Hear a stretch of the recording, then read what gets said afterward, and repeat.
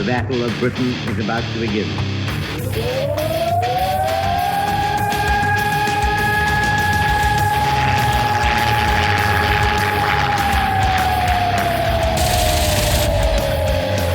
right, we got extra up there.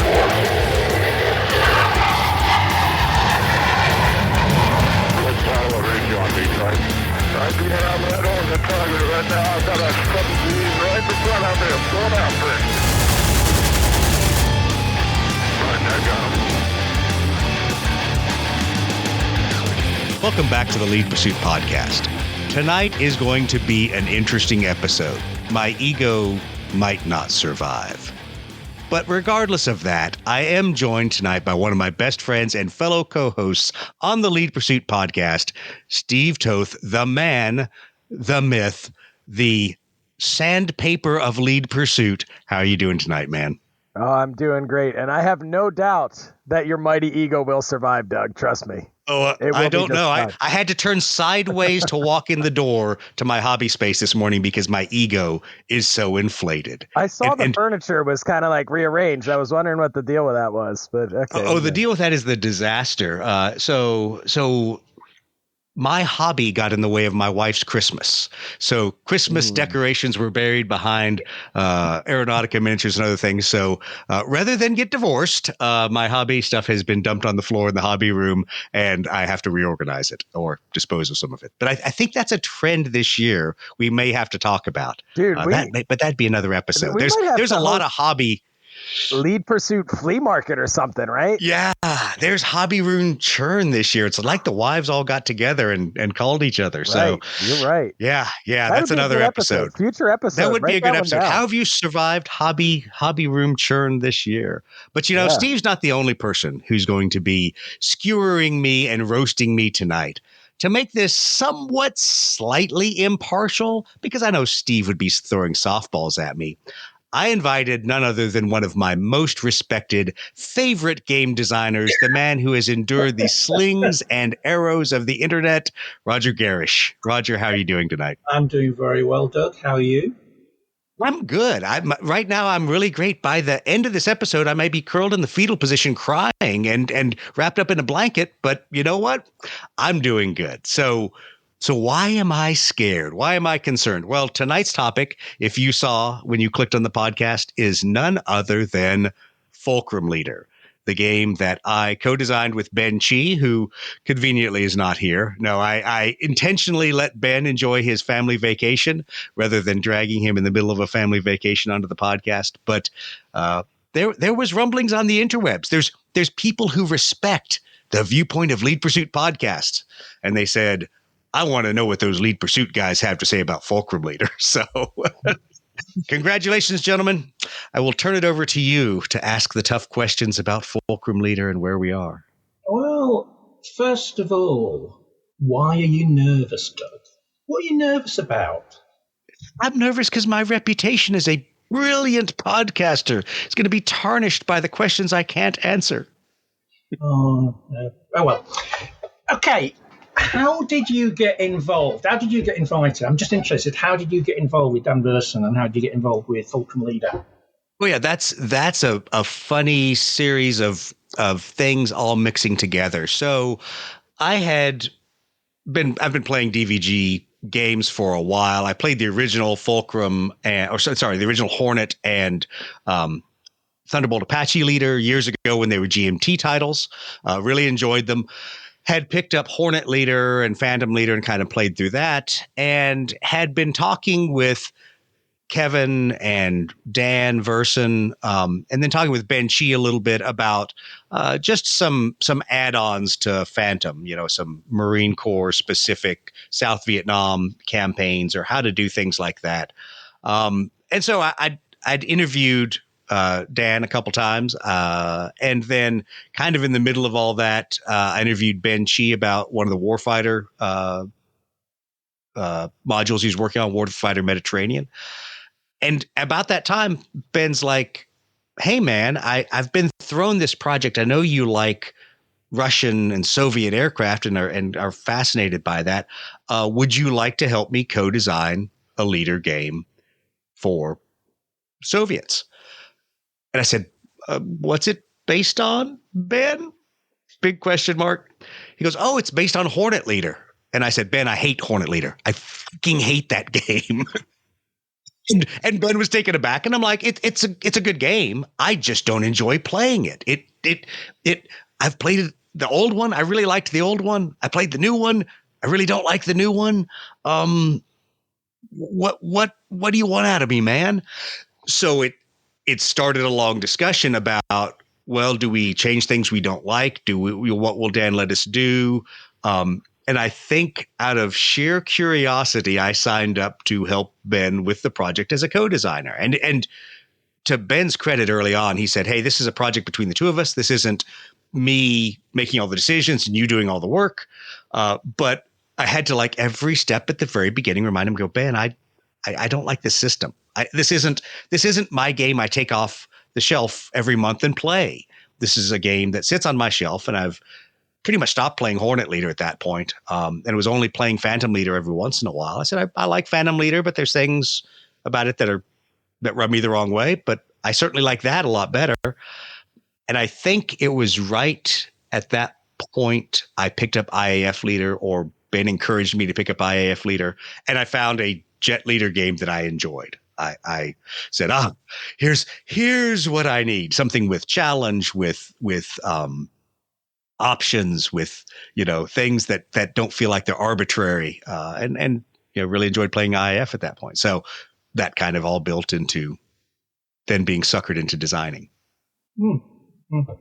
So how much leeway were allowed when it comes to, because the fact that you're dealing with the Soviet Air Force and different doctrines, different ideas, completely different in a way from the way that, Western pilots were flying, as is shown in Hornet Leader, Phantom Leader, or whatever. What did you think was the most important changes that you wanted to make? Oh my gosh, there was a long litany. This is where Doug rolls out the 40-foot scroll with all the things that I wanted to change. But what I will say is to step back to one point you made, what I had to remind myself, because this is why I hated Hornet Leader, is this game is not about doctrinal employment. It's not about tactical employment. It's not about flying the airplanes the way the airplanes would be flown. I would love you to recount the favorite comment that people always say about me, Roger, about why I shouldn't be allowed to talk about jets. Doug, you're just too close to the subject. Too close. Exactly. And that is a valid criticism. So that's a valid criticism about me not liking Hornet Leader, is that I want the Hornets, the Legacy Hornets and the Super Hornets, to shine and to do well the things they do. And the game system doesn't support that, which is okay, because what is the game? It's an asset management game. It's not a game to teach you why the Super Hornet might be better in some regimes than an A6, or why a Legacy Hornet might have outdone an A7. Those are all things that are flavor, but aren't really represented well.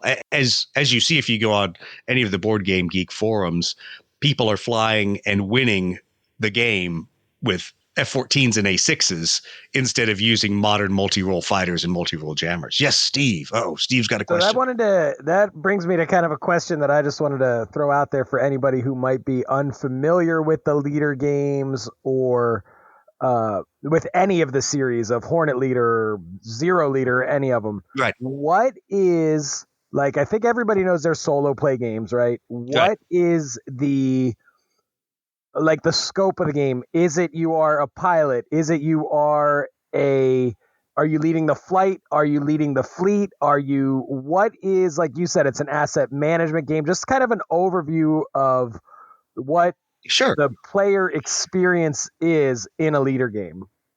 And I'll deal specifically with what we have colloquially called the Jet Leader series: Hornet, Phantom, IAF, and now Fulcrum and Eagle.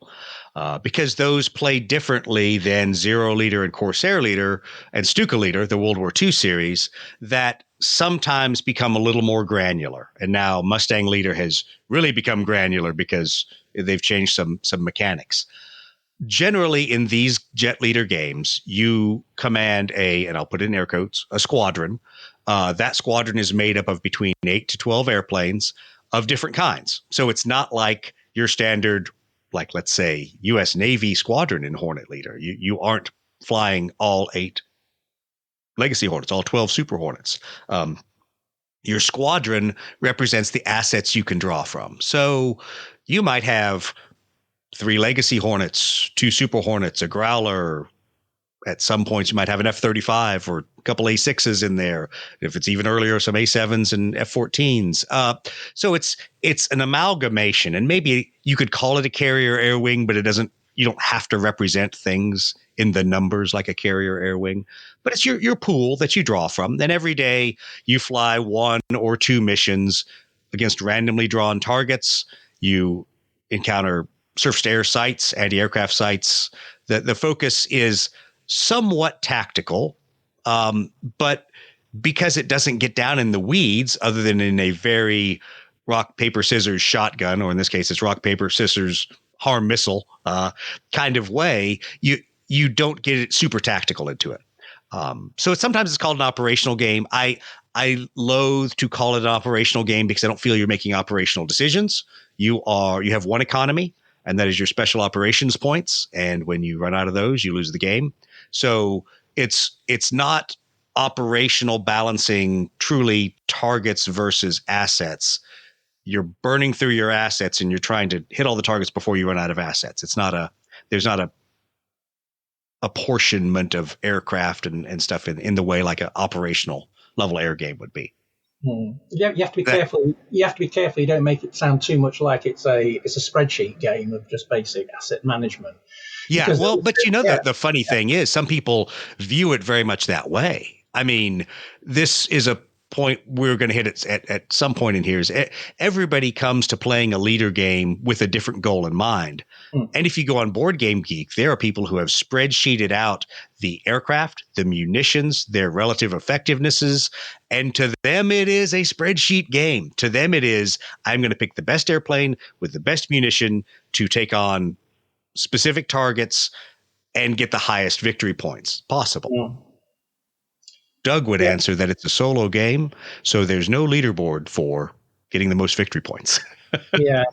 That's how I play it. And how I play it is not necessarily how other people play it. So I as a designer, I have to be respectful of the fact that people approach games with very different goals and methods of play. And this is always one of the things that's a huge drama in the 40K community, in the bolt action community, in any gaming community that has a breadth of play styles, is that you get people that go, I can't believe you play it that way. Why would you make this an asset management game? This is a tactics game. And then I'm over here like, this isn't a tactics game. I want to play it as an asset management game. So as a designer, I had to realize I was not going to please all those people. I was going to have to sprinkle a little bit of things for both. But I knew that as soon as we released it, someone would take those numbers and condense down all the hard work of making narrative flair into a spreadsheet line. And it wasn't going to be about how did you feel when you selected this airplane? Is this airplane the deadliest airplane in the game, or is it a decent value for the amount of points you're spending on it?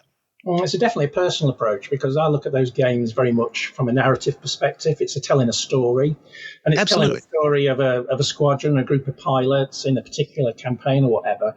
And you can actually get to worry about your individual pilots. You actually want to see certain ones. They get their own little. They get almost like their own little personality and the way that the whole campaign goes. And also the enjoyment of saying, yes, you can work out exactly what is the best plane, what is the exact best mix of ordnance for this particular mission. But actually, I might decide I want to actually fly a MiG-21 for this one, or a MiG-17, or whatever, because it's more fun. It's part of that experience. And from the Hornet leaders, from the leader game perspective, that's where the side I definitely come in from. And I liked Fulcrum Leader simply because there was an added level to it with the political aspect, the Zampolit and thing, which was nice, and it just made telling that story just that little bit better. So, I from my perspective, that hits the right keys. I think that is the side that Ben, Chi, and I came from, and we truly said this. while this is an asset management game, people play it to tell a story. And people play it to make, at some level, an emotional connection with those pilots. Now, in Fulcrum Leader, we did our level best to cut some of that emotional connection because they don't have call signs, as many of the Soviet pilots did not have personal call signs. And they were identified by what we would call a rocket call sign in the US, where you had a specific call sign for your squadron or for your asset, and then lineal numbers went along, and you were number 41, 42, much like the Lucky Snipers, VMFT 401 out in Yuma, Arizona. They have Sniper 1 through Sniper 31, 32, whatever, however many pilots they have that they can draw from. So we wanted people to make an emotional connection, and our way of playing the game was to tell a story. That also was probably one of our biggest downfalls, because we didn't want to constrain how people could tell the story. We felt that Hornet Leader and Phantom Leader really put you kind of on rails in some ways. And we said, well, we want people to choose. Do they leverage their political leadership and the Zampolit to build up their SO points or to build up their assets, or do they opt to spend a lot of money, and do they opt to bring in squadron assets and support aircraft? And the problem is, when you do that, when you give people more choice, you open yourself up to imbalance. And that's where I feel the game is today, is that it's not balanced as a hardcore war game would be. We've given people so many choices that if you're that optimizer, it's very easy to find the perfect way to maximize the number of bonuses you get and points you have and all of those things. But once again, if that's how you want to play the game, then that's great. I would also say it's up to you to make it more difficult. Take some of those assets away, take away some of those bonuses, and the difficulty will come up. But I wanted a player, and Ben and I both wanted a player to say, do I want to hit the target myself, or do I want to spend points and bring a strategic bomber in? Do I want to, use the Zampolit to possibly influence my own pilots and make them better or worse? But when you do that, you open yourself up to imbalance. Because it seems to me, looking at the various reviews of the game, various comments of the game on Board Game Geek and on the person sites themselves, is that the issues generally are coming from the other side, from the asset management side of things and the game complexity. I've not really seen much in the way of people saying, the storyline that storyline side of things doesn't work right. It doesn't feel like I'm actually participating in some sort of a campaign. So I think that probably reflects that you probably did the right thing as far as looking and focusing on that story side of things. Well, I would hope so, but there's an interesting counterpoint to that. I would say there are a few people that weren't expecting where the story is going with Fulcrum. And they expected Fulcrum to be written from my perspective as a former Western Marine Corps aircrew. It isn't. It isn't written with the things that I know now about how Soviet era equipment is. It is written with the Soviet propaganda in mind, and that you are a Soviet pilot. You believe this is how your systems work. You've been told this is how your systems work. In some ways they're inferior to Western systems, and you believe that other ones are superior to Western systems, whether they really were or not. You look at the game, and the Su-27 carries a lot of long-range missiles, and it can kill things pretty easily. The reality is, in the late 1980s, the Su-27 was a piece of shit. Its radar did not work. Its engines were unreliable. Its ergonomics were terrible. The Su-27 went on through the rest of the Su-30 series to be an amazing aircraft. But in 1989, the Su-27 was a piece of shit. And so that's not reflected in the game. And several people have asked me, they've been like, oh my God, this doesn't feel like what the Soviets should be sending mass waves of aircraft and they're all dying and the West is victorious. And I go, that's not the game we wrote. We wrote the game that the Soviets are struggling. They're fighting for the workers of the world. If you're a MiG-21 pilot, life sucks for you. If you're, a MiG-29 or an Su-27 pilot, then life is good. And that fit a lot of design decisions that we had to make about the capabilities of weapons, what numbers they would hit on, the ranges of weapons, all of these kind of things, because we didn't we didn't think it'd be very fun if your Soviet pilots all took off and got savaged by Patriot missiles as soon as they got airborne. Congratulations. Or as we've made the, or I shouldn't say we, I specifically have made the point a couple times when people have asked, Soviets are very GCI reliant. Their GCI was going to be shut down in the first day or two of the war. It was going to be jammed, destroyed, hit with a Tomahawk land attack missile. Those radar sites were going to cease to exist, and the communications nodes were going to cease to exist after day one of any Warsaw Pact NATO war. And that's just a reality that we know now. At the time, the Soviets thought they were going to keep running via GCI. As they realized in the late 80s that wasn't going to happen, what'd they do? They built their AWACS. They really took the A50, their AEW platform, and devoted it to the frontline battle because all that GCI was going to be gone. Minor historical diatribe here. Previously, the airborne early warning platform, the Tu-126 Moss, which is in the game, was really only used as a radar gap filler. That's another one of those narrative choices we made. We're like, what fun is that if you can't in the early game bring an airborne early warning platform? So let's take this airplane that existed, this real airplane, and let's bring it into the game and allow the player to use it, even though we know that in 1978, that airplane was flying over the Arctic, filling radar gap coverages.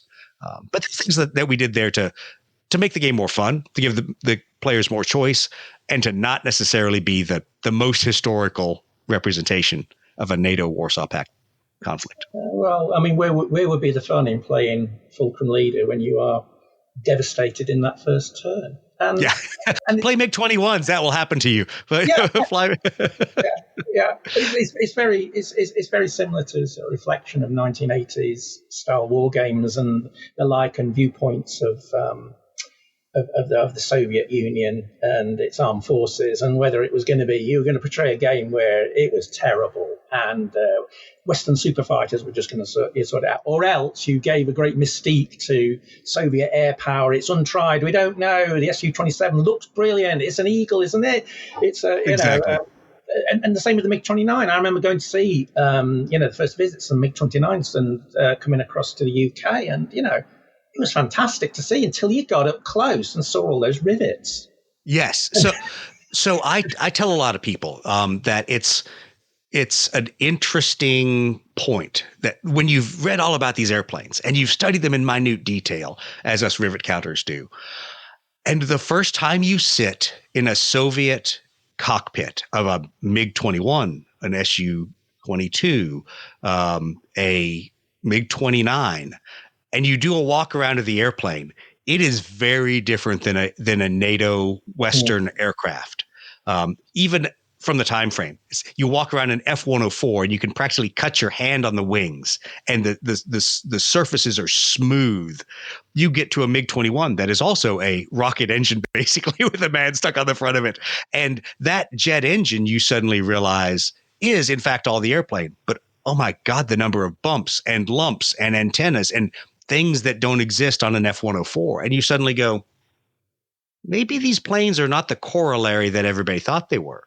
And it's the first time I had a walk around of a MiG-29A. I was in Hungary in 1999, and I remember vividly walking around the airplane, seeing dents in the airframe, seeing, like I said, rivets in places that on an F-15 would have been smooth, and walking around and looking in the afterburner section of the engine and realizing just how, I don't know how to say it other than manly it was. Now, this was not an airplane with finesse.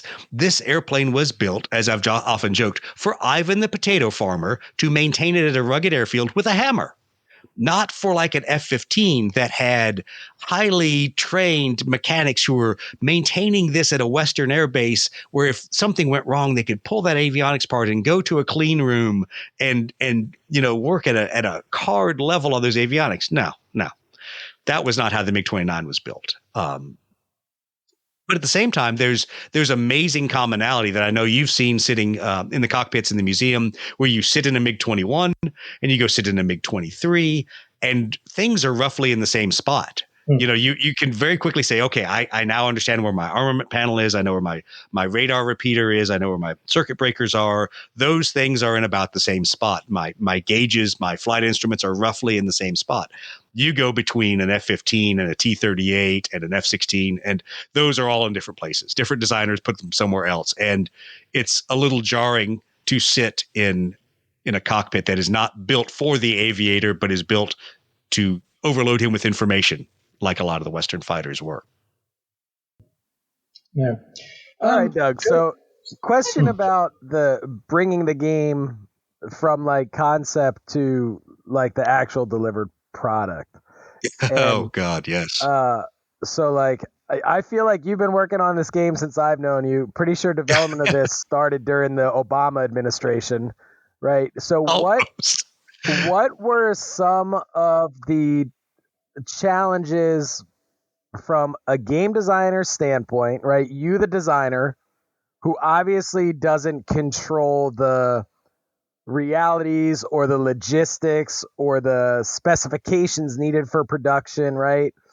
So, you know, we see a lot of the posts online about, oh, the chits are loaded with this much information. And when you compare DVG chits to, you know, old Avalon Hill chits, ours look like this, theirs look like this. When you compare this to, so what were, from the designer relaying the information to production, what you wanted on the stuff, what the production people were kind of saying, like, this is what we can put on the, just that relationship and how that kind of worked throughout the entire process? Sure. So the first thing I remind people, and there's some individuals on the internet who will say, this is an excuse, we don't accept it. That's cool. Okay. I'm telling you the truth, and I'm telling you the constraints I operated under. Whether you think it's an excuse or not, that's up to you. I was playing in someone else's sandbox. I was very graciously allowed by Dan Verson to take his baby Hornet Leader and then Kevin's baby IAF Leader that they both worked on almost unilaterally. Holly obviously did help balancing some of the stuff in there, but take their system and play in their sandbox. So the first rule that I ran up against very early on, full head on into like a bull, was that this was not my game. This was Dan's game. Ben and I were being allowed to design on top of it. So there's a lot of constraints that you run into with that. You run into constraints of things have to look the same. So when Hornet Leader or IAF Leader has already kind of filled up the counter with symbology and numbers and things, you have to follow that format. You break that at peril of two risks. One is Dan looking at it and going, you're not going to do that because that looks stupid. This is still my game and my company's imprint. But you also then run the risk of confusing gamers when you say, oh, we changed things. And so there were a few key things we had to change and some new keywords we had to add in because we ran out of space. And that's the best way to say it. We ran out of space on the aircraft cards that we added so much different types of ordnance and munition to the game over all these expansions that suddenly we ran out of space in the card because we were fixed in how much space you could devote to the text of what weapons does an aircraft carry. And as we all know, there's a diminishing point of return. So I keep making the font smaller and smaller. And then all of the gamers like myself break out the reading glasses and go, I can't even read that with my reading glasses on, which is how I think I feel about some Avalon Hill counters where they have superscript numbers above the already small firepower values and things like that. So you run into a physical constraint there. And that physical constraint bedeviled Ben and I from day one of this project until the very end. And at the very end, we were trying to shoehorn text onto cards. And we were having to make decisions about, could we cut a word out and not change the meaning of the entire text that was in there? Because one of our big mantras was we knew we couldn't close every loophole, but we wanted words to be the same across cards, across the rule book, across everything, so that a player could make a value judgment. Because while Ben and I have been trying to be engaged in a variety of the outlets where people are asking questions about this game, there's going to be a point probably next week where I move on to other projects, and I'm not there every day, and I'm not constantly answering people's questions. So we wanted it to be somewhat consistent. Then you figure you do 7 expansions, a core game, and however many hundreds of cards that is off the top of my head.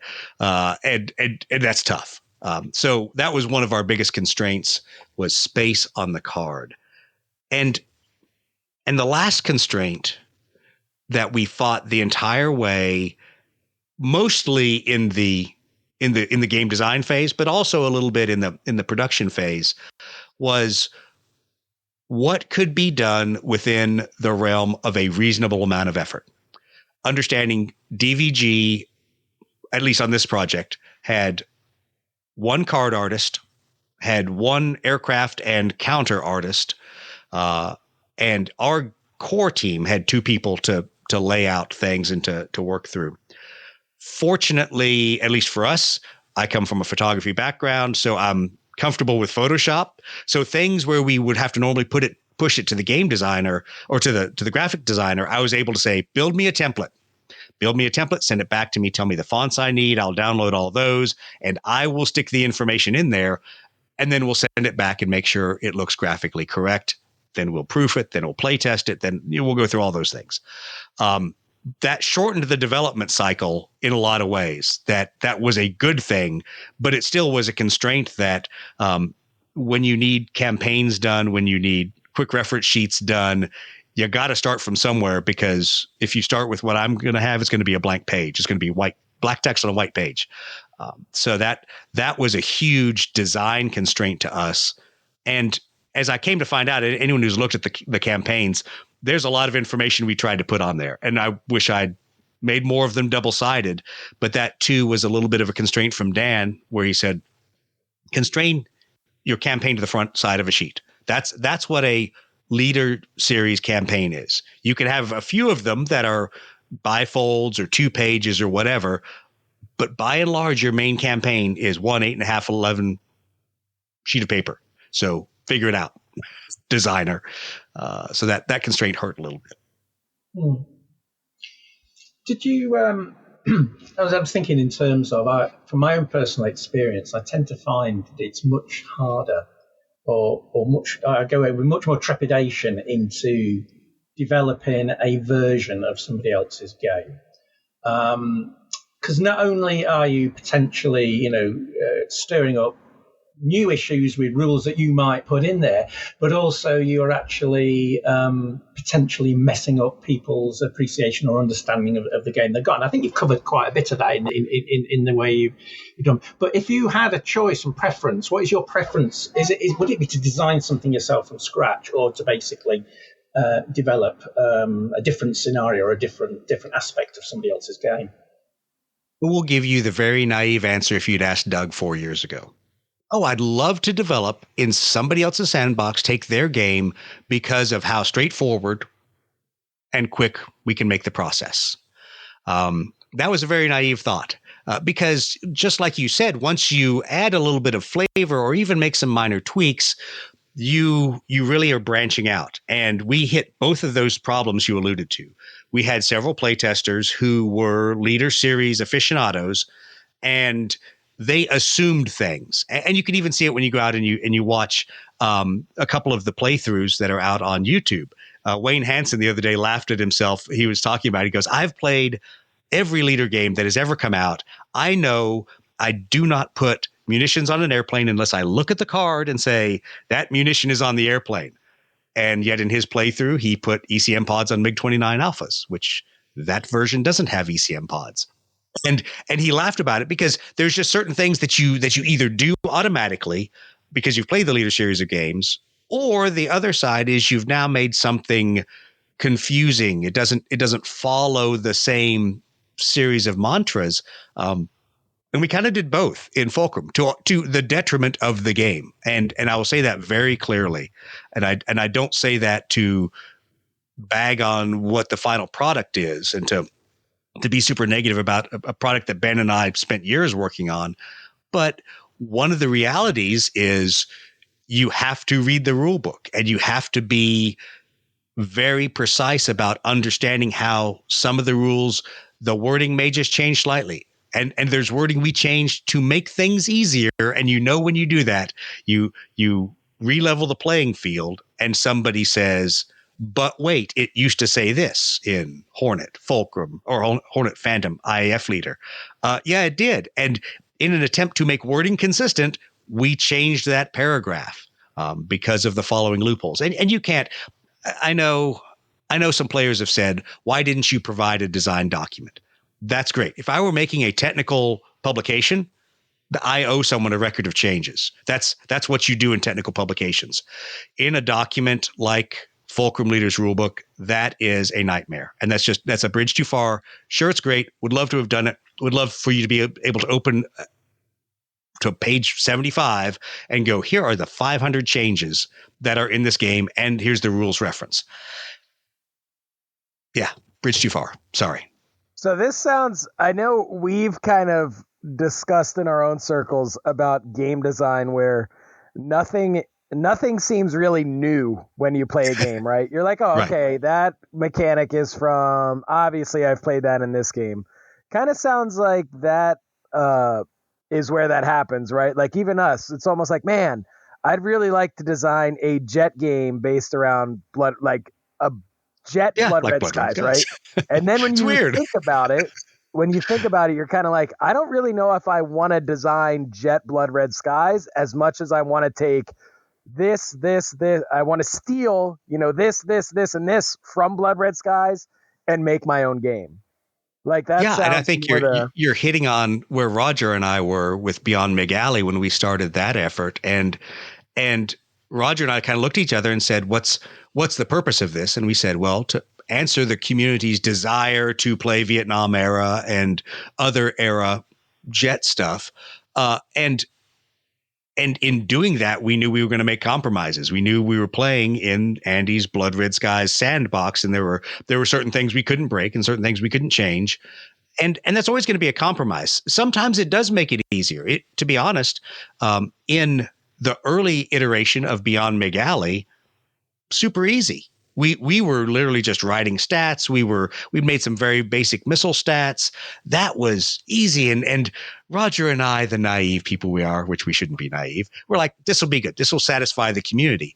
And then people got a taste for doing jet things and said, but what about X, Y, Z? And all of a sudden we're writing cards for the F-14 and writing a swing wing trait card. So you have that game designer's mission creep where you're developing inside someone else's sandbox, but you go, crap, now I got to break the rules. And I think if you take the question, Roger, that you asked, you see something more from that, like in Beyond Mig Alley. It started very much playing in Andy's sandbox and staying to those constraints.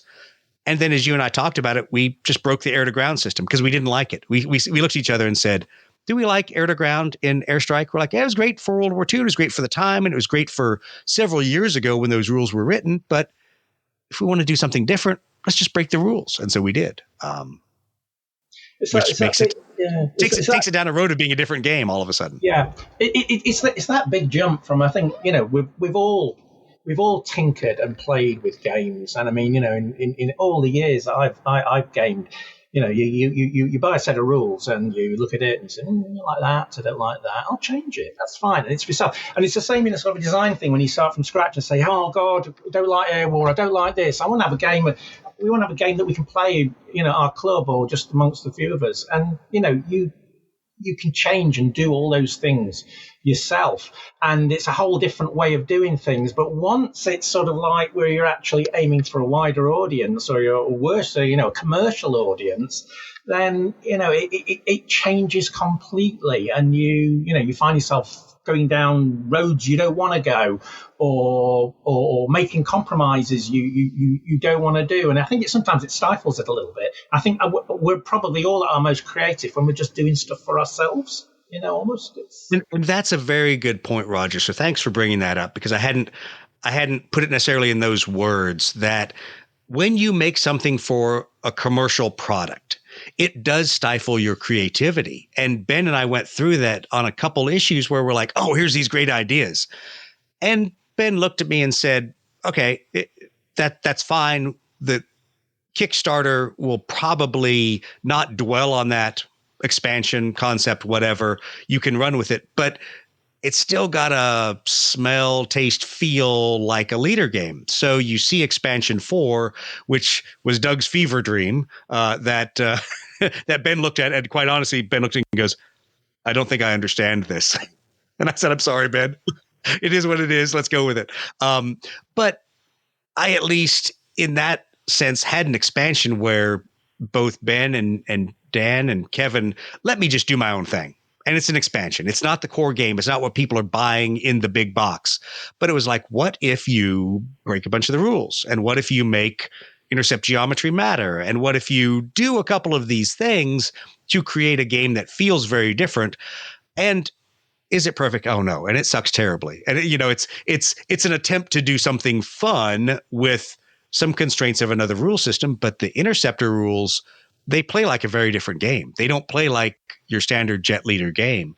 So it's interesting. You can do things like that in expansions. You can do it in small indie games. You can do it in fan-based content. It becomes very confining when you do that in a commercial project, especially a commercial project that has a lot of other games in the series, because the expectation is they will play and feel a lot like it. And I think some people have gotten away with doing very well with that. Whether you want to throw spears at the level of errata or changes or updates to Spruance Leader, that's great. You can say whatever you want. But in that case, the designer has taken the Leader series and balled it all up, thrown it up in the air, and come back with a totally different game. And that's a good thing. But it does cause you to have to break the mold of some of the things you think about. And we'll see when Fletcher Leader comes out after Spruance Leader, so it's taking it to a World War II naval battle thing. We'll see how some compromises might have to be made there to bring it to a commercial product. So, sorry. go ahead, Roger. No, I was going to kind of change you carry on. thought here. So if you had something to close that out, go ahead. No, you carry on. So I know Eagle Leader kind of released right around the same time. Is there a connection between those two games?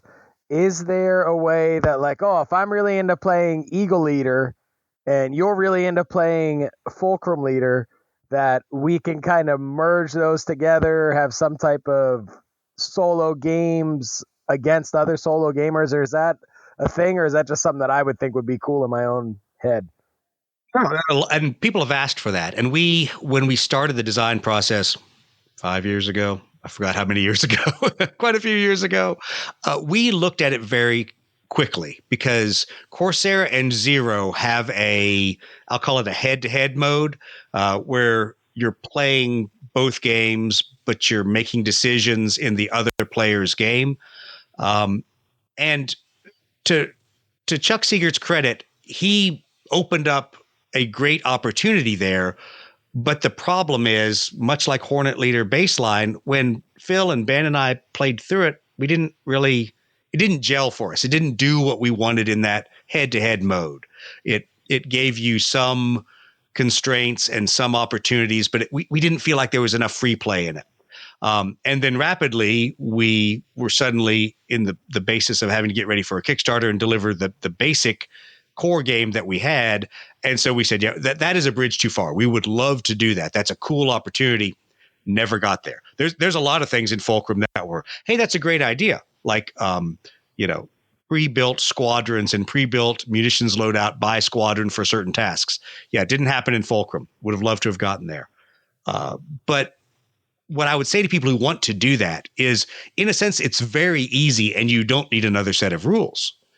What you do is every time you play through those games side by side, you have to play through the day incrementally. And when you get to the other person's interaction with the bandit, with the target, any one of those things, let them make the decisions. Let them roll the dice. Let them move the aircraft. because the bot, the AI in the Jet Leader series is very basic. Bandits move towards you until they get to their maximum range. Then they stay there. They don't do all kinds of crazy things and fall back and move laterally, et cetera, whatever. So let the other player play that, and let them be the one that draws the angle of attack chits for their sights. There's ways you can incorporate those into Fulcrum Leader. Obviously, Eagle Leader, the rules have taken a slightly different turn in some areas. But as Roger said, this is your game. Nothing says you can't take angle of attack counters from Fulcrum or from Phantom and play them in Eagle Leader. You just house rule things and you build things on. So you could very easily make a equitable system where both these games could be played in a head-to-head mode. I think the other difficulty that comes out of that is what happens if both of you win. That's quite possible. But two units could both achieve their goals in combat, because you're not in in Fulcrum and Eagle, you're not simulating these two squadrons going head-to-head and fighting. You're simulating they're both part of a larger conflict, and the Americans might satisfy their victory conditions and the Soviets might satisfy theirs in the view of that individual squadron. That squadron did great. Guess what? We lost the war because the other squadron sucked. But it's a way to do it, but you won't get to a competitive win-loss. You won't get to the Eagle squadron lost and the Fulcrum squadron won. That's a totally different game. That's Red Storm. That's that's much more complex. Yeah, I guess conceptually I can kind of see that, what you're saying, right? So like if it's a whole big war going on, right, a whole big NATO Warsaw Pact war, it's very possible that this squadron over here, like, oh, they had a great day, they completed their objectives, and this squadron on the other side over here had a great day, right? And it honestly maybe doesn't even affect the whole war at all. Right? Yeah. Like it's just like one thing that happened in the scope of the entire war might have absolutely zero effect, but they both satisfied their objectives. So that's right. Kind of And I think that's the thing to understand about most of the Jet Leader series, most of the Leader games in general, is that campaign doesn't progress. There are a few campaigns that do. And in Fulcrum, there are several that we built to be multi-phase campaigns that progress. But generally, the only progression in a campaign in any of the Leader series is you're just continuing to draw from the target deck. There is no, oh, we're doing better. There's just, we're getting more victory points. There's not the tracks move to the right and they modify how many hits your targets have, or they modify how many sites or bandits may appear in the tactical display, but they don't really progress the narrative of the campaign. You don't come to decision points. You don't come to a point where you as a squadron commander are like, okay, now I am no longer flying close air support. I now need to fly deep interdiction missions. Those normally don't happen in those campaigns. There's a few where we did that, like in the Naval Aviation expansion 1.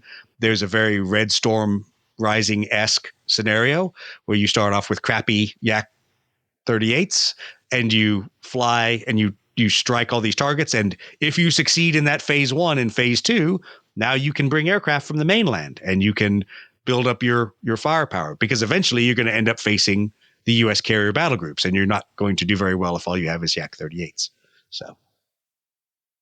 So where did, like, overall scope of this, where did you wind up landing then? Is like, if you've played Hornet Leader, if you've played Phantom Leader, is it like, all right, I understand 90% of these rules and it's little tweaks? Or is it, oh man, this is substantially different.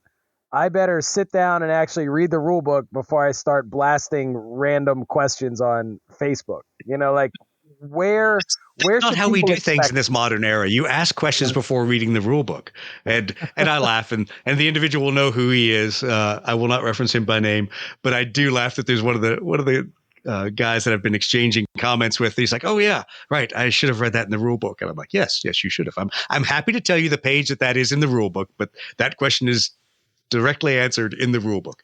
But that's fine. I don't know many gamers today It's different than it was in the 70s and 80s. Most of us don't sit down and read line by line and page by page and go exactly and come to an understanding of the entirety of the rules before we play the game. Most of us read some things in detail, skim through it, put some stuff out on the board, play through it, go on YouTube, see if there's a playthrough. I think today we have a very scatterbrained way of coming to an understanding of the rules. And like you said, what happens if you are a Hornet leader only player and you walk into Fulcrum? Oh, wow, it smells different from the very beginning. It is more complex. It has more considerations. You are going to ask questions if you don't sit there and read through the rule book and say, oh, this is what this means. And once again, rule books are written by human beings. There's some horrible inconsistencies in the Fulcrum Leader rulebook that I wish I'd fixed. I wish Ben had fixed. I wish our editors hadn't introduced. But when you have a rule book that goes through a multi-year review process, there is always a risk that something is going to be introduced at the nth hour for the right reason, to help the player, to give the player more information, to make it obvious how to do this. That is a bad example. And like, I'll use an example. One of them slipped through about ECM pods, and specifically the MiG-29A. And the way the example reads, you could derive that the MiG-29 can use an ECM pod. And it was put in there specifically to help players understand that if you don't have ECM capability, you don't get ECM bonuses. But when you read that example, it could lead you to believe that you can put an ECM pod on a MiG-29 Alpha. And so I didn't catch that. Ben didn't catch that. It got introduced, late in the design cycle. But those are the things that you run up against. And I know Roger's got firsthand experience with that, where you're Mr. Helper Editor Man, just makes my life more difficult.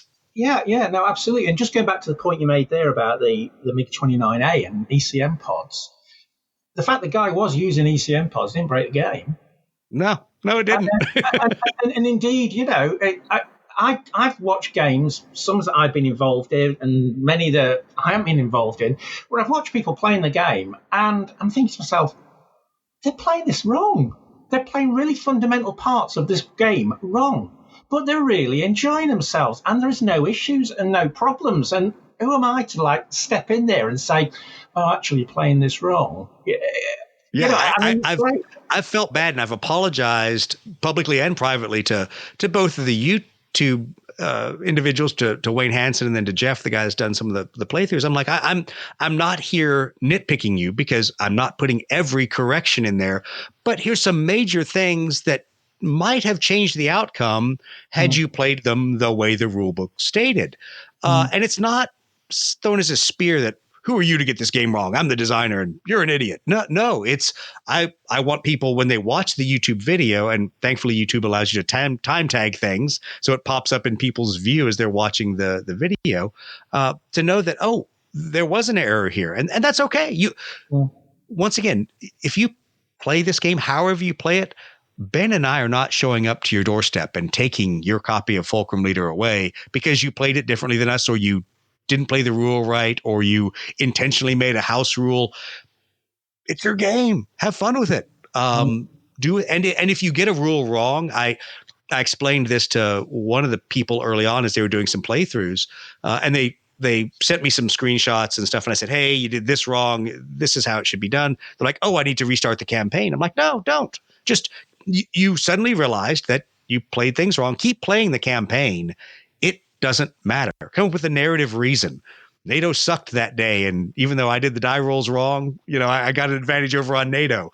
Don't feel like there's only one way to play, and I think that is where much of the fighting between me and several other players has happened, because I've been trying to explain to them there's not one way to play this. If you say there's only one way to play through, and there's only one way to get to a victory condition, and there's only one way to achieve being the greatest player of a solo game that's ever been published, that's not what I want the rest of the community to do. That's cool for you, but don't put that burden on everybody else.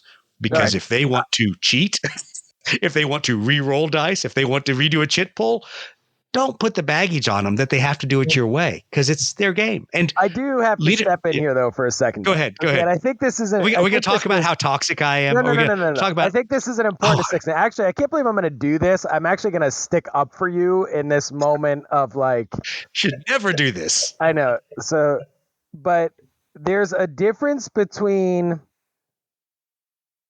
doing something differently than the rules because it makes it more fun for you, or changing something, or making a mistake in the rules. That's very different to me than changing something, making a mistake with a core mechanic that changes the way the game plays, and then in turn saying, this game sucks, right? No, you changed it, right? So like, if you change it or you make a mistake and it sucks, then that's your fault. That's not the designer's fault, right? By all means, change it all you want, right? Change it, do your thing, do whatever you want.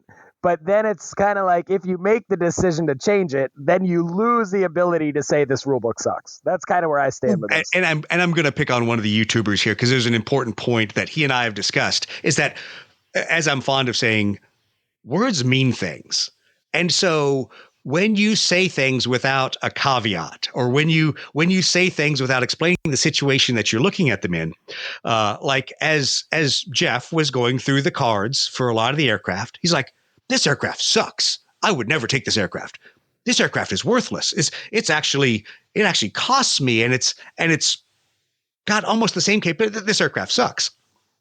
Then about 30 minutes later, he picked up some of the campaigns, like, ooh, that's the only aircraft I can take in some of these campaigns. I don't have enough, SO or other options to do some of these other things. Now I understand why that aircraft is there. Right. That aircraft is not a I will never take aircraft. It's if the smorgasbord of Fulcrum Leader is open to me, yeah, I'm not taking a MiG-21. If it is 1972 in Egypt, and all I have are MiG-21s and MiG-19s and Su-7s, yeah, I'm definitely not taking that MiG-19 unless I have to. But I got to take the MiG-21. So there's a lot of times people say things, and they either are coming out of a position of their viewpoint. I'm trying to find the best airplane. I'm trying to find the most optimized airplane. I'm trying to find the game-winning airplane.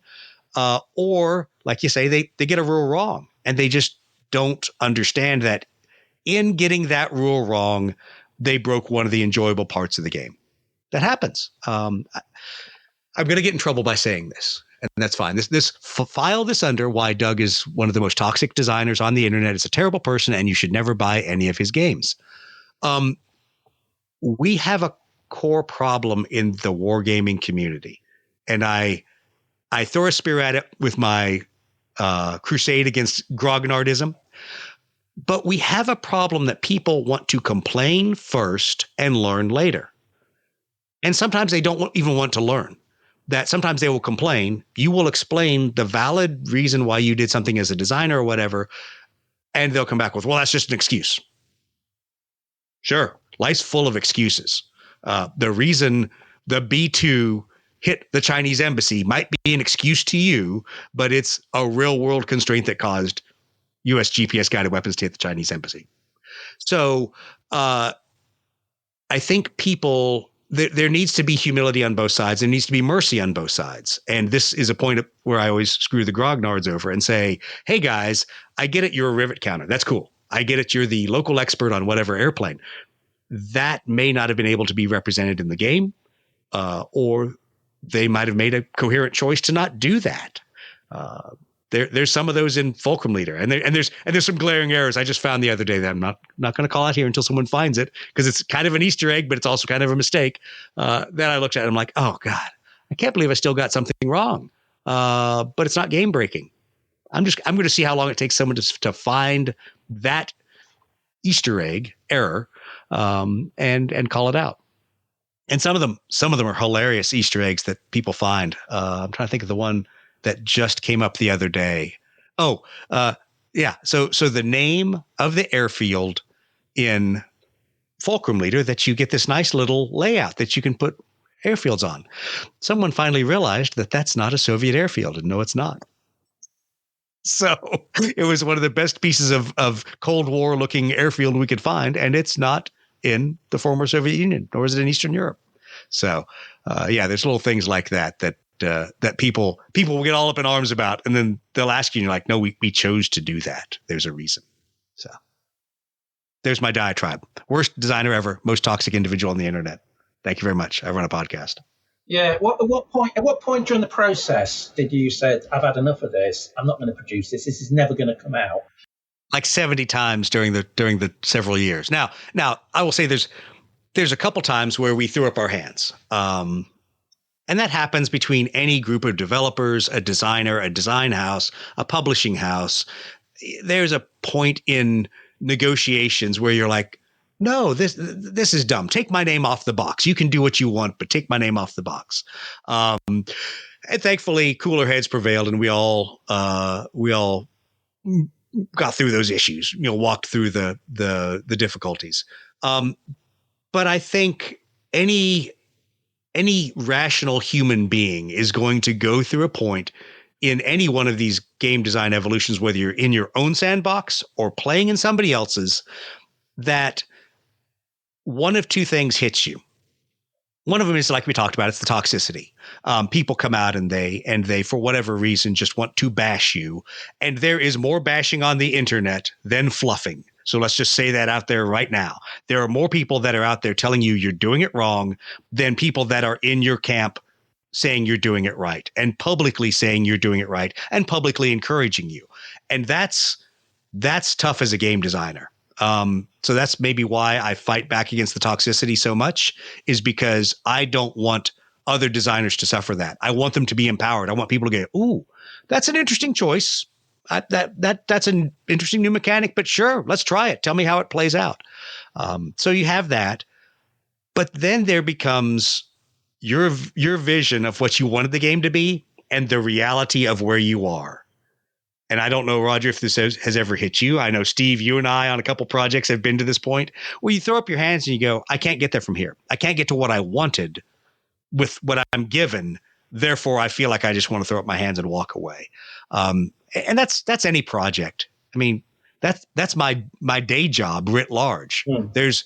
There's a point in multi-million-dollar aerospace projects that I go, I'm not going to get to what I signed up for 4 years ago. Mm. I want to just walk away. I want to change jobs. I want to not be affiliated with this project anymore. But that, I'll be honest, that's a little bit of cowardice. That's a little bit of arrogance. That's a little bit of saying it's my way or the highway. You're going to make those compromises and you're still going to deliver a product. And it's up to you as the developer, designer, lead engineer, to make it as successful as you can for the customer, the people who pay their money. But you're never going to. Well, I shouldn't say never. I believe most designers don't end up delivering the product they really dreamed of. They deliver the product they can deliver. Yeah, I mean, it's again, I say, it's the difference again when you're talking about when you're producing something under a contract. So quite often you get picked up on a design. It's a subject you're not particularly interested in, but it's nice they're giving you this contract. You set it, you'll follow that through, and in the end you have to say, well, it doesn't really matter what I think. They're the guys that are paying for it. So let them take the flak, because quite often it's their decisions. They know better. They'll tell you, it doesn't matter that this is right. Oh, we're going to compromise on this card setup. We're going to compromise on this. And you're thinking, oh, no, it's going to take everything that. But in the end, you just have to accept it. It's something you wouldn't accept yourself if you're producing it yourself, perhaps. But, it's one of those things. It's avoiding. And that's. Yeah, sorry. It's pointless to argue. No. You're bringing up a good point that the internet is full of people who would do things differently than you or I or DVG or Warlord Games or Dungeons and Dragons and Wizards of the Coast. You know what? The internet is full of people who want to tell you did it wrong. And that's great. That's fine. I'm open to the criticism. What is really asinine to me is people that have never operated in that space believing that they know more than you do. And that's where it becomes difficult. And that's where I think there's a lot of toxicity in some groups and not in others, which is interesting to me. That like the DVG social media pages were super toxic until DVG finally put their foot down. And that toxicity didn't exist in other gaming groups I was in, like the Starship Miniatures, rule set toxicity or group. That toxicity wasn't there. It's not in the Blood Red Skies Ready Room, so people are gonna laugh when I say this. Ken Nat does a great job of ratcheting down on that, and I've been a victim of his hammer a couple times. Trevor, we know, has been a big victim of his hammer. Steve might have been a victim of his hammer, but certain groups out there tend to either foster a sense of community or allow the inmates to run the asylum. And I think one of the problems is when people don't understand, first of all, what running a project is like. Roger, you and I come from backgrounds in project management and taking very high in the sky, wonderful ideas and having it meet the reality of how things have to be done. And that is a very specific skill set. And I was blessed by having a co-designer, Ben Chi, who is a project manager. And if anyone was going to keep Fulcrum Leader on the rails and progressing forward, Benjamin Chi is that guy. When people say, this is the most disorganized thing ever, I'm like, you have never seen Ben Chi's spreadsheet of progress and progress trackers and dates of delivery and all those things. But once again, you kind of hit the nail on the head. You fall into what a design house or a publishing house wants, and there's deadlines. And they say, that's great. You don't have any more time to develop this game and to fix those games and to play test that out and to find the perfect answer to that rules conundrum. We want this delivered now. And I think that was one of the biggest disappointments. Was we started with a good timeline. The Ukraine war happened and we shelved this project. We walked away from it. We literally said, and I will forever be grateful to Dan for understanding this. We said we should not produce Fulcrum Leader right now that the Ukraine war has kicked off. We need to give it some time. It's a little bit raw talking about Russian and Soviet kind of things. And so he gave us some time and some space, but Dan, being a corporate guy and having a business to run, said, hey, this is a really cool title. I think this could be a success. So at some point we pitched back in. You have a Kickstarter, you have delivery dates, you have all these things that have to happen. There is only so much time to make the perfect game or to close all the loopholes or to get all the playtesting you want. Here's an area that Ben Chi and I disagree a lot on. Ben believes there's a limit to playtesting, and he's probably right. I know in my heart and in my soul, he's right. I would playtest a game until the cows come home and I'd never delivered it 8 years later. And in fact, that's what you see with a lot of games out there that have been in development for 10 years or more, is that people are play testing them to what they believe is the point of perfection. But there's also a point of, is it ready for a commercial product? And what do commercial products have? They have erratas. They have clarifications. That's the world we live in, that there's a point of number of revisions and acceptable errors. You've crossed that threshold, and now then it goes into publication. And I mean, it's much harder in the social media world as well, where the erratas are coming out really quick, and you have to respond really, really quick. Whereas in the old days, it was all about write to the company with a self-addressed envelope and just ask for a yes or a no answer. People are tired of hearing it, but I bring it up that a game could be in production and being sent out to distributors and to customers worldwide in the 1970s and 80s. And at the same time, a 4-page or longer errata was already there and already existed. And Magic Realm, one of the games that I love that is super complex, and I need to find a copy of it one of these days because I've since lost my copy from the 1970s. That game was 4 pages, 3 pages deep in errata by the time it was published. So in the general magazine, when they announce Magic Realm, our new, wander through the forest and kill monsters and collect treasure, that game from Avalon Hill in that same general magazine had the errata published, and the game hadn't hit shelves yet. So there is definitely a immediacy now with social media of, I found something, you must answer it. Tell me why this is wrong. And for us with Fulcrum, people forget that the game design piece of it was put on the shelf in 2023. No game design changes were made in 2023, and it's now late 2025. Everything after that was publication delays, was proofreading delays, was getting back into the DVG graphic design fixing capability, because when DVG is a couple people deep for graphic design and they have 6 or so games in production, big deal that you found an error. That's cool. That's great. You found an error. We're in the proofing cycle. You will now wait for these other games that are in the cycle somewhere ahead of you to be done with their graphic design work. Then the graphic designer will get to you and they will make your changes.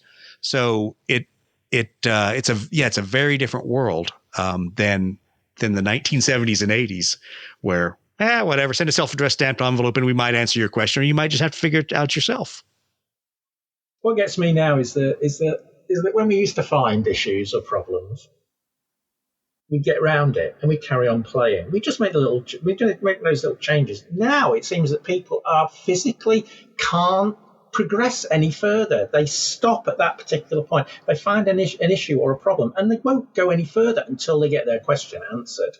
Yeah, it's a spoon feed aspect. I don't understand it, and I always have to remind myself that everybody comes in with different mental view of what the game should be, and we all have different ways of just interacting with even a solo game or 2-player board game. Comes back to my previous comment about mercy. I find myself having to sometimes have a little bit of mercy, but there's some things I'm hard over on. And I'm hard over on if you, player X out there, are telling everybody you should not play this game, then you better have really, really good demonstrable reasons why the game is broken.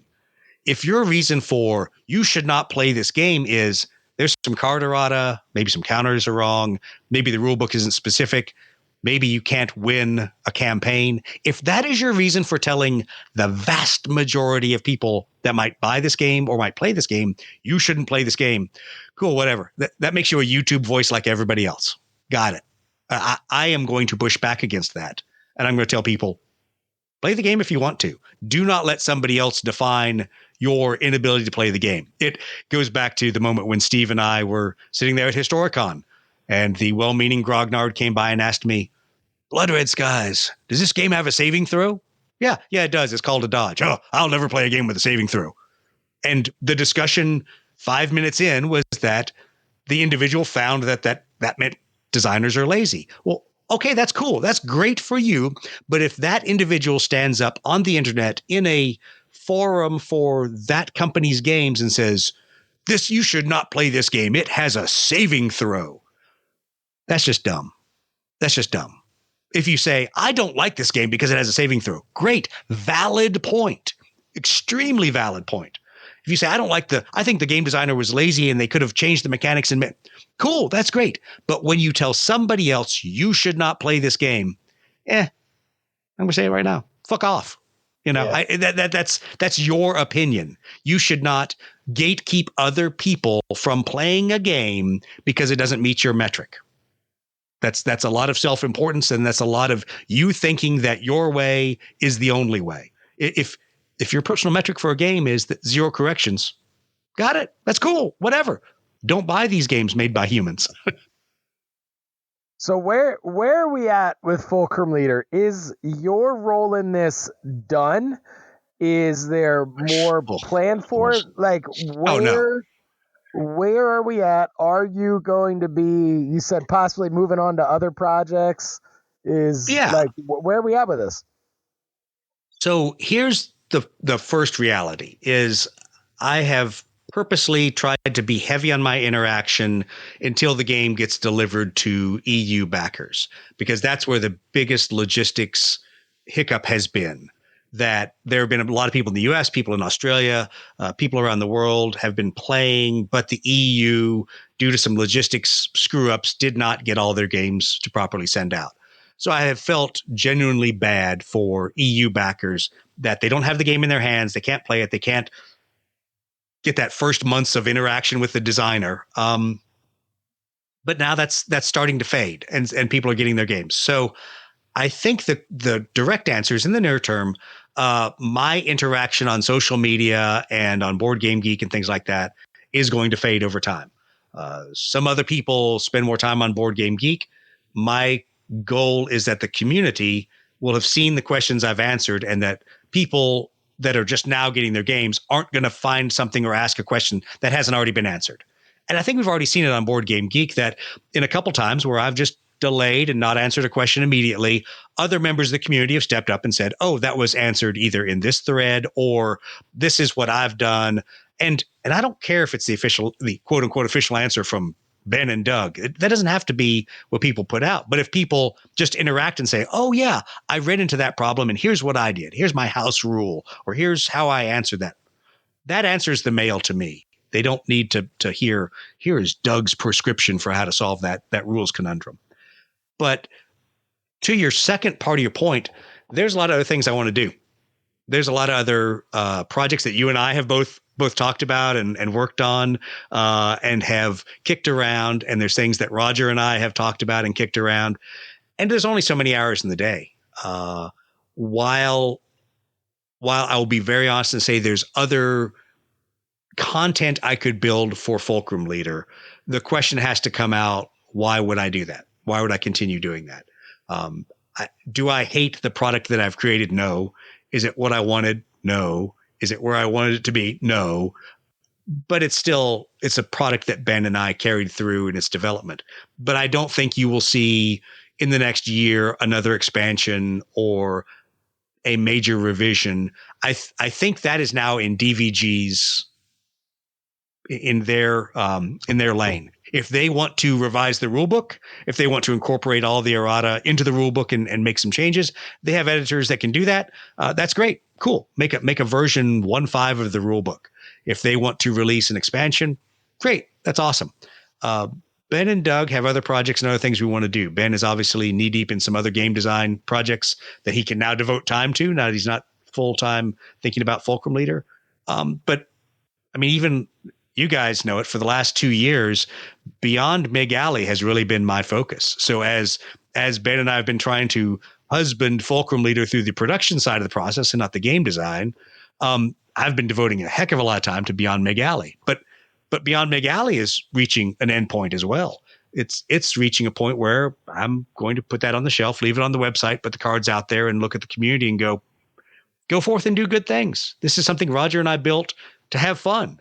You guys can do with it what you will. And then Steve and I will turn to you on our other projects and beat our head against the wall. But I'll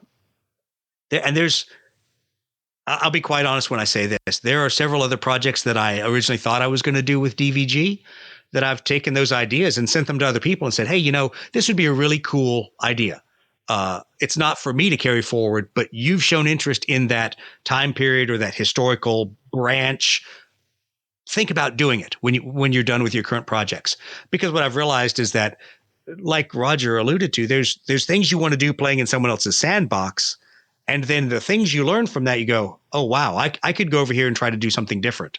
And I'd like to do something different. I'd like to do something that isn't a leader game, that isn't a bolt on to Blood Red Skies, that isn't, an expansion of somebody else's game. But let's be honest, that's where designers really get a chance to try techniques and to try mechanics, is building onto somebody else's game. So can't really release any details here, but Steve and I and Roger have been discussing amongst ourselves other people's systems where they need aviation work done. And I'll leave it at that. So there's always possibilities there. I think for me personally, there's a lot of emotional baggage in Squadron Commander that Pat Doyle's working on, because it's in a sense a reinvention of things we did back in the 90s. And so that will probably be the next project I put a lot of effort into, because I want to see Pat succeed with that the way he has succeeded with Star Force Commander. And that goes back to the whole toxicity discussion. It's hilarious to watch Pat bring forth a indie rules set in the Star Trek, Star Wars spaceship combat arena and see how supportive that Facebook group and that internet community, and everybody was, as multiple rule sets were all coming out from different developers all at the same time. And it wasn't the toxicity, the why did you do this? There were a lot of tough questions. We're like, oh, that's an interesting rule mechanic. I don't necessarily like that, but okay, whatever. But it just wasn't the toxicity you see in some other game areas like GW or sometimes even Warlord Games. The who are you, the developer, thinking you're doing this? So I'll probably go play in that sandbox for a while with Pat and see where he develops things. I'll be honest, as a podcaster, you get drug into a lot of projects. Steve and I have been drug into a couple where we're like, hey, that's really cool. That's a fun game to play. That's your project. We're not going to get involved in that project. Fire on. But that's a good place to be. I mean, I think all of us would say that as game, podcast, design personalities, whatever we want to say, Roger, Steve, and Doug's role is in this wider internet. It's fun to be brought into people's projects, and it's fun to see people work through things and people come to you for your not necessarily review of something, but your input and your take on it, and that's fun. And then to step away and go, not my problem to solve. Yeah, I can't. Here's my salty comments. Yeah, I kind of look at it like we're not getting rich over doing this stuff, right? So if it's not fun for me, it's just not really something that I'm gonna. I'm not going to say like, oh, I can help you refine that game if it's not something that I'm interested in, or it's not like just a fun process. Right. So it's kind of where to me, you got to strike that balance between stuff that is cool and stuff that'd be fun to work on. Right. Cause I feel like there's a lot of stuff out there that I see that I'm like, damn, this is really, really cool. But then you're like, yeah, but I don't really think it'd be that fun to spend my time working on. Right. And it's like kind of, it sounds the same, but when you actually get in the weeds and start working on it, it's not the same. Right. Yeah. So it's and the reality is when you do any of it as a business, the fun ceases to be the primary reason. And I'll use this as a segue into Lead Pursuit podcast and 3D printing and 3D miniatures and stuff like that I am super thankful to our community that continues to buy our 3D prints, that continues to push for Steve, you to make more STLs of things. But it's a good place to be. But I'll be honest, when I'm standing in the storage unit looking at, a wall of stock and thinking, okay, I've got 17 hunters. Boy, I wish people would buy hunters. And I've got 0 MiG-21s. I'm like, I got to make a business decision here. How do I incentivize people to buy hunters? Because apparently nobody wanted to. No one's running Indo-Pac, whatever. You suddenly make decisions that are business related, not the fun of, all right, we're going to release 75 different aircraft this year. No, Steve, you don't have the throughput to do that. You would lose your mind making that many STLs. And yet there are people who are like, why aren't you releasing more STLs? Because Steve has a life. Because Steve would like to scoop horse shit for his daughter when she's riding horses. Yeah, he would like to be a part of her life. Now, if it changed and we could get rich doing this, we can make it whatever you want to make. If somebody shows up, exactly. Let's be clear, right? If some like independently wealthy person shows up and wants STLs, we wouldn't turn them away, right? I mean, that's also the story of how so many game design companies got started, because somebody white knighted it and somebody put their money behind it. Hello, Warlord Games. And they put all of their heart and soul into something that might or might not have been profit making early on. And you see that. And I think this is going to be really philosophical, so I apologize in advance for this. There are podcasters who are happy, and I'm not judging them. I'm not saying this is a bad thing, but they're happy to have a Patreon. They're happy to use various ways to bring in donation revenue. And I made the choice years ago. We weren't going to do that with Lead Pursuit Podcast. I made the choice that we were going to offer a retail store and we were going to make money the old-fashioned way. But that was also because I knew that our content creation timelines were not the same as some of these people who were able to go on Patreon and offer people value for their money. That wasn't, we couldn't do that with podcasts and exclusive behind the scenes and whatever. So what it meant was that that we were going to have to schlep through having a store and packaging things in boxes and shipping them out to customers, but hopefully build a community of people that said, holy cow, these prints are nice. This is value. This is worth the money I'm spending, which, Steve, you don't see the reviews. Those only pop in my inbox. It is funny to me just how supportive people are of your STL work. They're very supportive of Chris, both Chris's, both Chris Bergeron and Chris at Phalanx for doing the printing, but they love your STLs. And Chris Bergeron and Chris Bennett both get great props for doing good printing, but it all starts because people love your STLs, Steve. I'm actually, Doug. I'm thinking we need to maybe have a brain mashup of this. If people want like behind the scenes, I mean, I could do some behind the scenes footage of me if people are ready for the raw. What that would bring the raw to them, genius. and they want a Patreon of that. I'm ready to deliver that to people if they want it behind the scenes. The raw genius of you with a monster at 4 a.m, clicking your way through an STL as you're trying to make sure everything's all solidified and there's no gaps. Yeah. There's no need to see that behind the scenes. But no, it's one of those interesting things that at least for Elite Pursuit is this road you go down of being able to do cool things, do cool projects. But cool projects cost money, and so does game design, and so does game publishing. Oh, right. Yeah. One last question though: would you do it again? Don't know, yeah. and that's a cop out. I will say there's a moment when you're holding a product that has gone through so many hands and so many steps and has been produced and put into a box and is shrink wrapped and all those things. There's a moment of completion that you go, okay.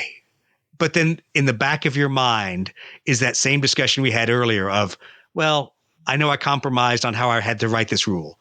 I know I compromised on what I put on this card. I know I didn't get all of the aircraft in that I wanted. There's also a moment of, I don't know what to call it other than shame, where you're like, oh, it is a finished product. It is beautiful. It is complete, but it's not where I wanted it to be. So when you ask me, would you do it again? You do things like this for the fun of it, for the love of it, certainly not for the money of it. So my rational brain says no. My rational brain says absolutely not. I have learned that designing a game even in someone else's sandbox where some things are easier is not worth the thousands of hours, days, weeks, months, years, the heartache, the going through, the arguing with people on the internet, the enduring the slings and spears. It's not worth it. My rational brain says it's not worth it. But then your ego and the creative side of you goes, I did something. Yeah. I, with a lot of other people, and Ben and I working as co-designers and working with the DVG team, with 2 artists, with Dan, with Kevin, with all that is in DVG, with Sarah as our customer service interface, working with all those people, I brought something to fruition. So the ego side and the creative side goes, yeah, I'd do it again. I'll be an idiot. I'll waste all those hours of my day. But it's a very rational versus emotional decision that I feel like I can't answer that question. Someone would have to sucker me into it again. I go, oh, sure, I'll do it. And then 6 months into it, I'm like, didn't I say I wasn't going to do this again? So. See Harry a leader. That's what you're. Well, thankfully someone else is doing that. Thankfully someone is already committed to saying, I want to do a South Atlantic Harrier leader game. And I'm like, good, knock yourself out, buddy. That will be a good one. But I think to really put a pin in it, you shouldn't go into game design thinking that it'll be a rose garden, thinking that it'll be a quick process, thinking that having an idea about how a game implements equates to game design. The battlefields of game design are littered with the corpses of people who had good ideas and couldn't bring them to fruition. And that's just the reality. And even role-playing games are the same. I'm looking at all the Dungeons and Dragons and Star Trek RPG and Mech Warrior for BattleTech and Daggerheart and all Robotech RPG, all the RPGs that had a commercial flash in the pan, people played them. And I would be hard pressed to find anyone playing some of these other game systems anymore. So yeah, I'm satisfied. I'm satisfied. I definitely no, you're want to not. play it. No, You've I want pulled to your play punches. it, right? I want to play it. I've always been curious about the Leader series, right? The solo play thing, right? Because so for me, I like to play video games, which is kind of most of the time like a solo play experience, right? But I sit down for an hour and play a video game, and I always feel like, God damn it, I just like wasted an hour, right? So there's something like more cerebral to me about playing like a board game, or like that I feel would be at the end of that session is more satisfying than just like getting up from your couch and going like, oh man, I just wasted an hour staring at a screen, right? So I'm excited to play it. I'm excited to try it out.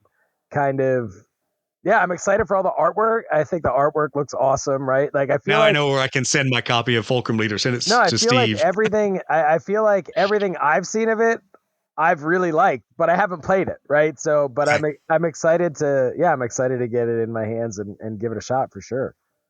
You know, it's one of those difficult things to rationalize the way people come to playing solo games. I didn't used to be a solo board game person.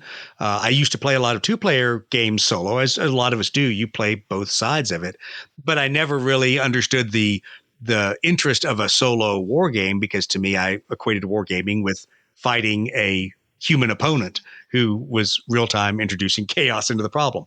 But there is a fun to it. Just like, to me, it's when you look at the Leader series of games, they are an asset management game with a veneer of a theme over the top of them, whether it's Tiger Leader, Sherman Leader, soon to be T-34 Leader. I'm a tank commander. I'm doing things.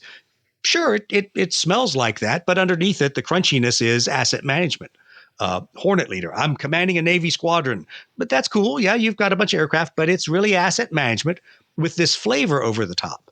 And what I had to realize was that there are people who play games for the flavor, not for the crunchiness. And it was hard for me to understand, because I look over at my war game section and I see Advanced Squad Leader and Third Reich and some of these really hardcore hex encounter games that Steve just can't even imagine touching, much less playing. But I realized I played those for the crunchiness, not for the theme. You know, I played it for I have taken, a rifle company of Marines, and I have advanced through the beaches in Squad Leader, and I've done whatever.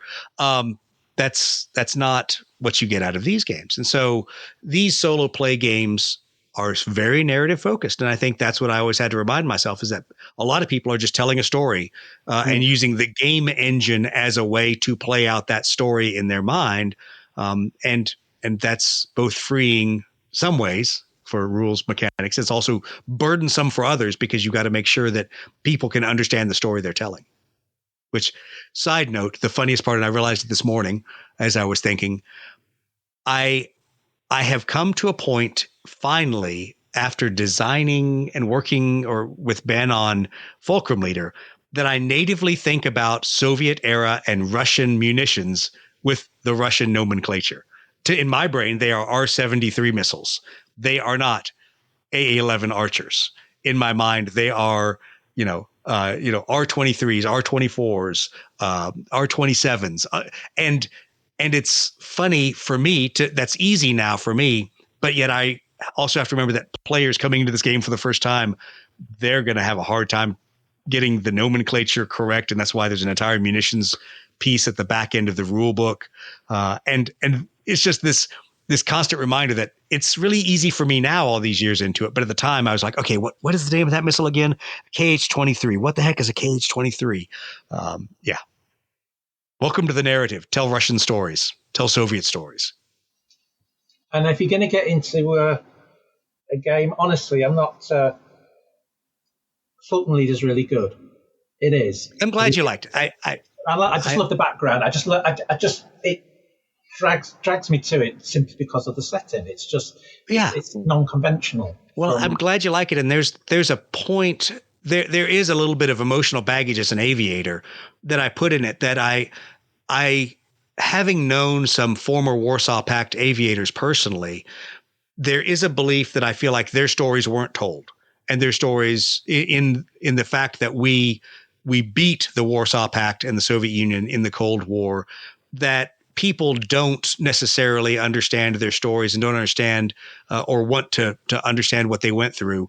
And aviation's aviation. I laugh when I tell people this. I remember meeting my friend Sándor, a Hungarian MiG-21 pilot, and spending a lot of time talking to him. He gave me a tour of Su-22s, of MiG-21s, and talking to him about it and saying, what do you think, Sándor? He goes, "Oh, I've been around the Hornets. You would have absolutely blown us out of the sky, but we still would have launched. And any day, even today, I would meet you over the airfield, me and my MiG-21, you and your F-18.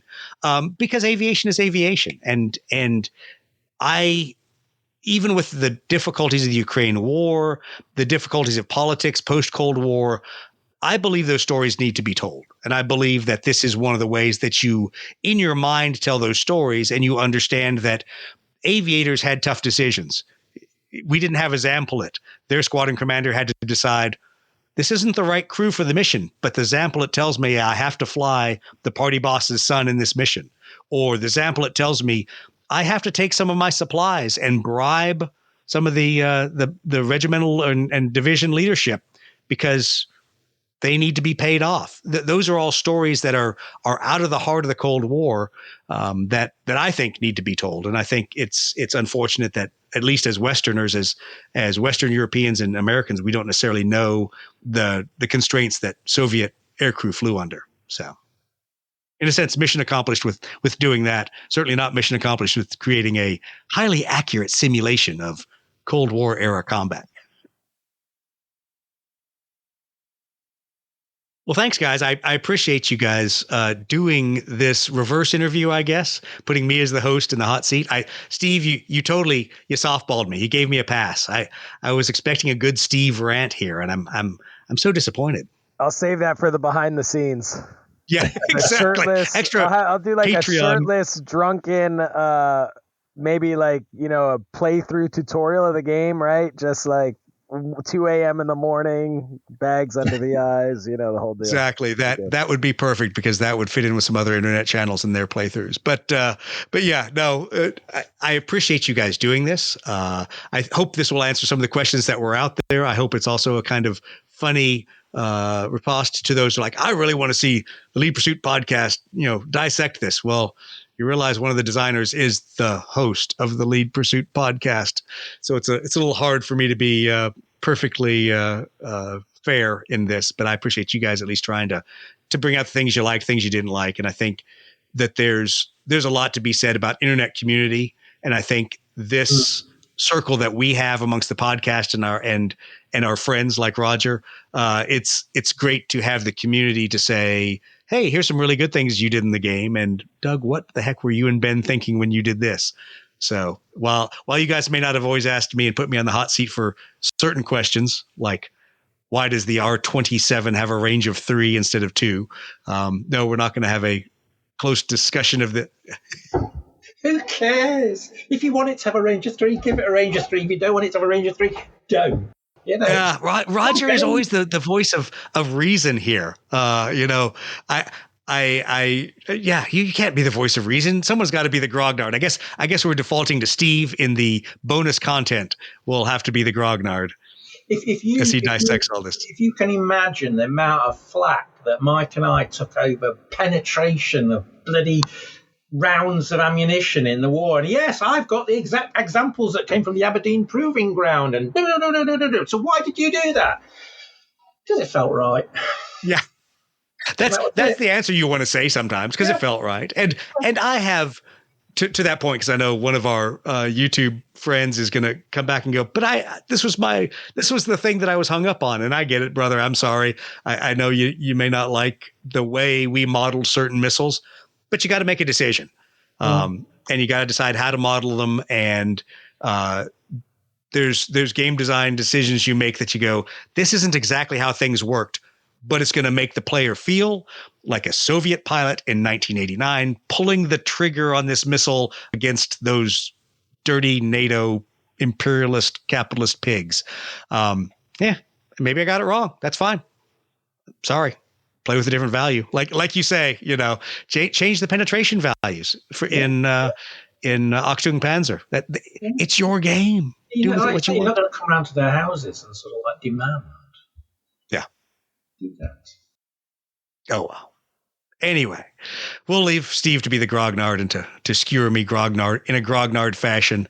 But until that point, please like and subscribe to the podcast. I appreciate everyone for listening. I really appreciate the comments that are out there, not just on all of the different pod catchers, pod distribution services, all the comments on Apple, on Spotify, all those places. But when you comment on our social media posts where we release these podcasts, please continue to do that. That is always a funny view into the soft underbelly of the interwebs. And I expect people like Roz and people like Mike Rafferty, Don Ayers to all release their vitriol upon us whenever we take a stand on something. So please continue to do that. That's part of the community that I really enjoy. I enjoy the feedback that everybody gives us about the podcast. So please continue to do that, as it also helps expand the reach of the podcast. So please subscribe when this finally makes it to YouTube and they don't censor me. Yes, please continue to like and subscribe out there as well, because that does get it in front of a lot of people. So thanks everyone for listening. Steve, Roger, thank you for being on and for being our lovely supporters. And I'll say it to everyone out there: keep climbing for advantage.